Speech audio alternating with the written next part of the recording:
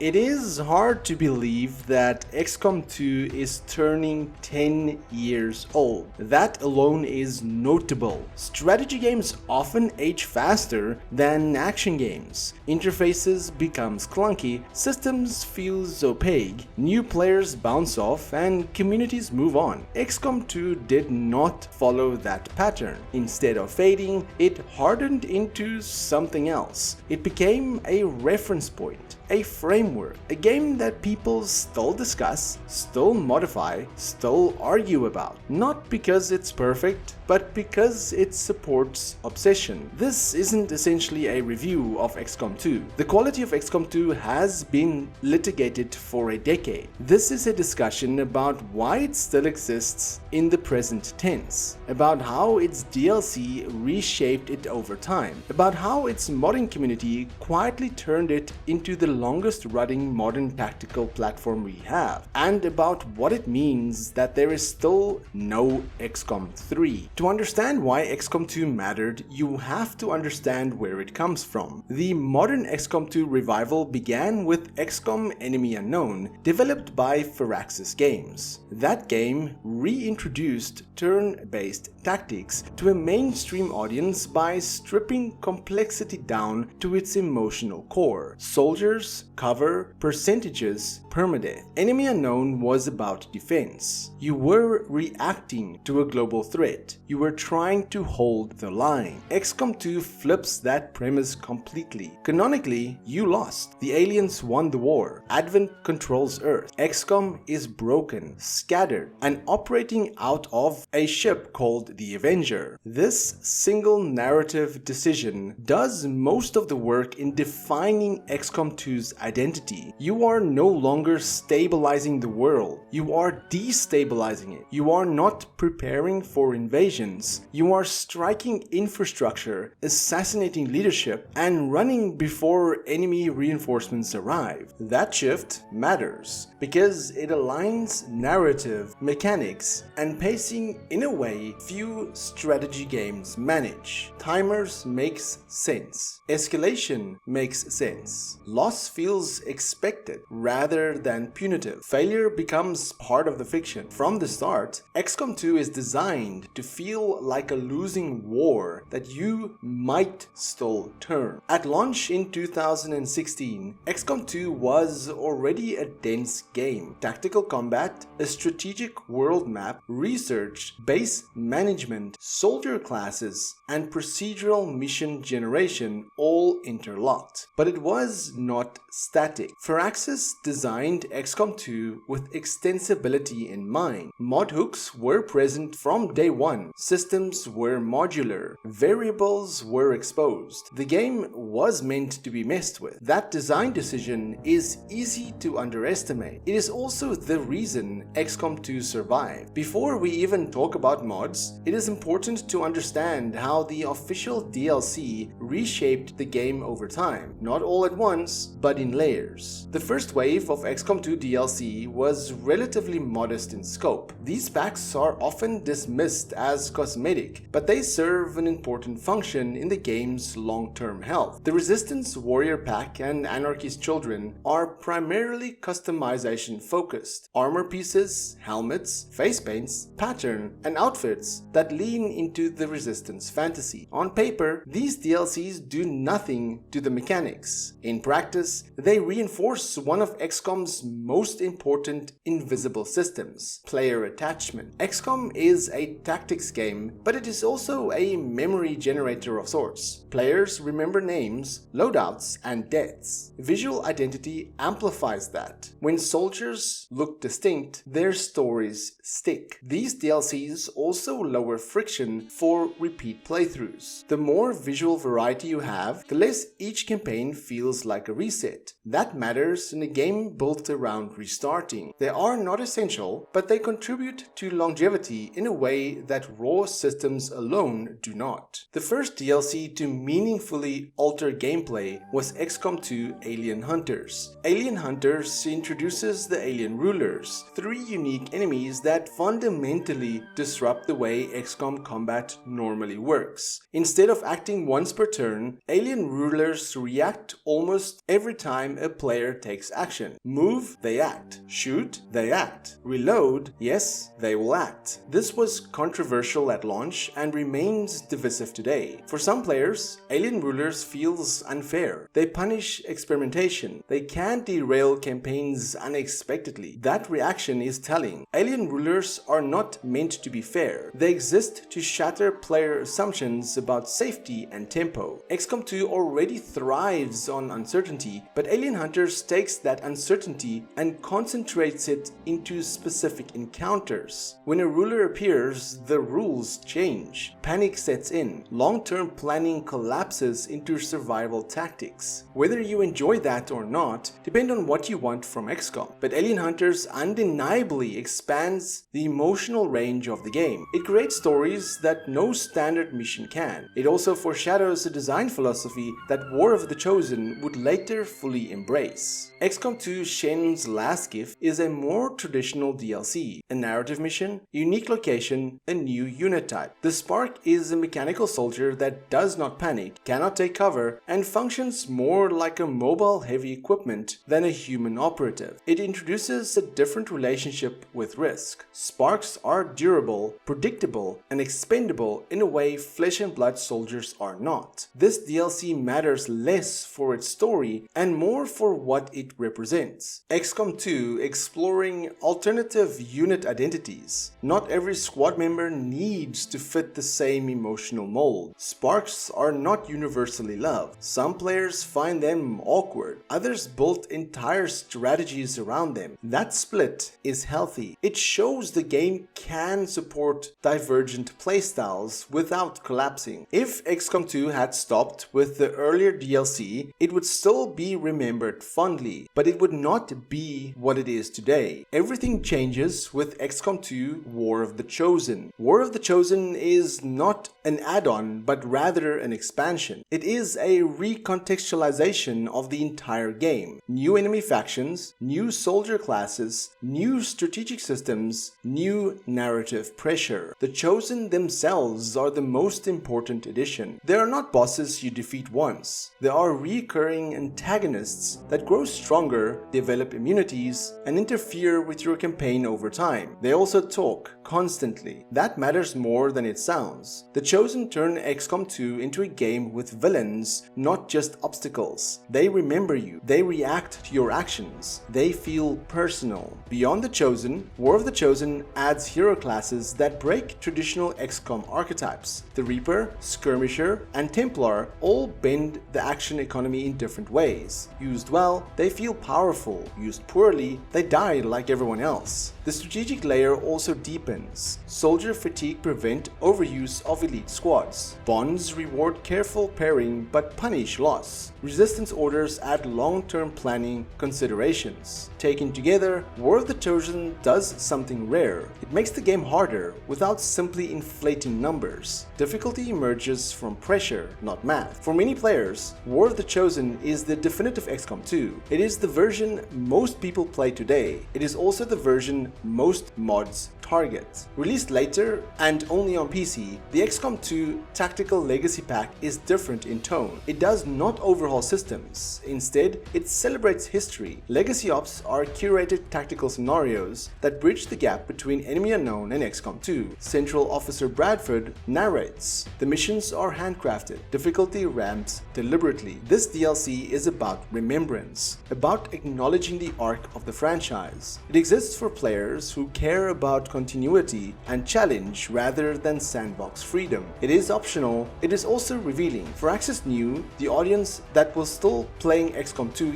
years later cared about legacy, not just novelty. Now we get to the core reason XCOM 2 is still relevant a decade later: mods. From quality of life tweaks to total conversions, the modding community has turned XCOM 2 into a platform rather than a product. Some mods fix information clarity, better UI, more readable hit chances, cleaner management screens. These mods remove friction that becomes more noticeable over long campaigns. Others add variety, new enemies, new mission types, new soldier classes, cosmetic overhauls. These keep the game fresh after dozens of campaigns. And then there are the overhauls. Mods like Long War 2 transform XCOM 2 into something slower, harsher, and deeper. They rework infiltration, force structure, strategic pacing, and mission frequency. Long War is not for everyone. That is the point. It exists alongside dozens of other interpretations. Players choose the version of XCOM 2 they want to live in. This is why XCOM 2 did not need constant official updates. The community essentially became the live service. Steam Workshop integration lowered barriers. Subscribing to a mod takes seconds. Testing combinations became part of the metagame. In effect, Firaxis outsourced longevity to its players, intentionally or not. Looking back at my channel, I covered mods for weeks on end, and going onto the Steam Workshop, there are still being mods released on a weekly basis for XCOM 2, which just shows you how active the modding community is for this game even a decade later. Which brings us to the uncomfortable part of the discussion. There is still no XCOM 3. There was XCOM Chimera Squad, a smaller spin-off that experimented with fixed characters and turn order. It was interesting, it was not a replacement. Key figures associated with modern XCOM have moved on. Firaxis has shifted focus. The industry has changed. And yet XCOM 2 persists. People are asking, where is XCOM 3? Although mods filled the gaps that sequels normally address, the community is still begging Firaxis for the next XCOM game. Interestingly, looking back at that huge Nvidia leak, many of the games such as Sniper Elite 5, Cities Skylines 2, Payday 3, Titan Quest 2, just to name a few, has been released, and yet XCOM 3 is on that list but nowhere to be seen. So what actually happened? Was XCOM 3 in the works? Was Firaxis planning to release the next installment of this franchise? In an interview with Danny O'Dwyer and Jake Solomon, ex-lead designer of the XCOM franchise, Solomon mentioned that they were actually working on ideas for the next XCOM franchise. That was until Marvel came knocking at the door and gave them the opportunity to develop Marvel's Midnight Suns. It has always been Solomon's dream to work on a Marvel game, and given the height of the MCU, it was almost a no-brainer to jump into that universe. Granted, when Marvel's Midnight Suns released, the MCU was at somewhat of a low point, and the game didn't sell all that well. Civilization 7, the next game Firaxis released, was received to some mixed reception, and in an article from Rock Paper Shotgun in September of 2025, it was said that Firaxis have laid off an unspecified number of workers, which brings uncertainty over the studio. At the making of this video, there's been no word on what Firaxis is working on next, and the last mention from the XCOM social media account was in July of 2024, where they reminded people that XCOM Enemy Within will be delisted from the Google Play Store, and after that it's been pretty radio silent. No next-gen update for the XCOM franchise on consoles, no Switch 2 version, and as far as mods are concerned, they are only on PC and not on consoles. Hopefully they will mention something on the 10-year anniversary of XCOM 2, but time will tell on that one. XCOM 2 matters because it proves something uncomfortable for the industry. Games do not need endless official updates to survive. They need systems that invite ownership. They need room for players to experiment, fix, and reinterpret. XCOM 2 was never about perfect balance. It was about tension, loss, and adaptation. Those themes age well. 10 years later, people are still starting new campaigns, still losing soldiers, still telling stories about missions that went wrong. That is not nostalgia. That is design endurance. Whether XCOM XCOM 3 ever arrives or not, XCOM 2 has already done something most games never do.